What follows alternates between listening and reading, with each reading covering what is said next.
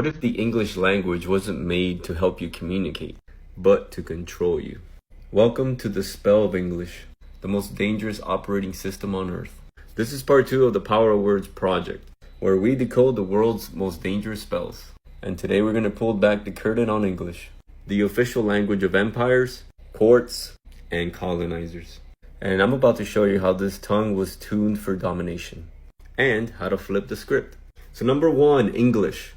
English comes from Anglish, the language of the Angles, which is a Germanic tribe. It was spread through empire, colonization, and commerce. So this is not the natural language of the spirit. Instead is the engineered tongue for control. Why is that way? Because English is a Frankenstein language, mixed with Latin, law, Germanic, war, and French, elitism.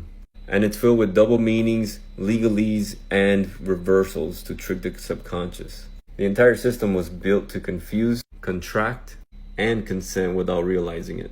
So the counter spells for this is speak slowly, speak with awareness, speak consciously, reclaim your tone, and pause.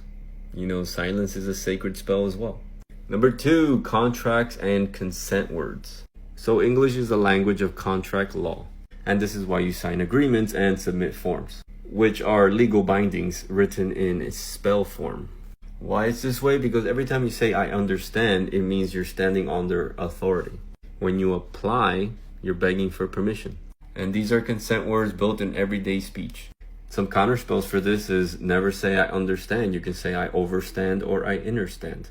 Replace apply with declare or step into. And practice saying I do not consent, especially in energetic moments. Number 3, curses hidden in common words.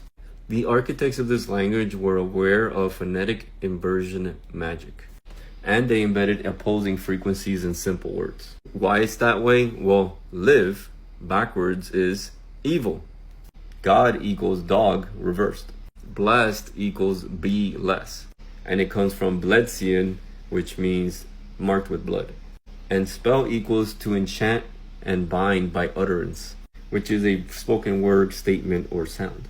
So these are some counter spells. Instead of saying blessed, you can say empowered or held in source. You can use creator instead of God if you want to break the dogma. And just increase your vocabulary, because every word you say, it either binds or frees you. So they didn't teach you English to express yourself, rather to suppress yourself. But now you know the code, and now you see the glyphs. And now you speak as a creator, not a consumer of spells. If you want to go in depth with this stuff, just check out my ebook. Link is in the bio. I made it because everybody kept asking me.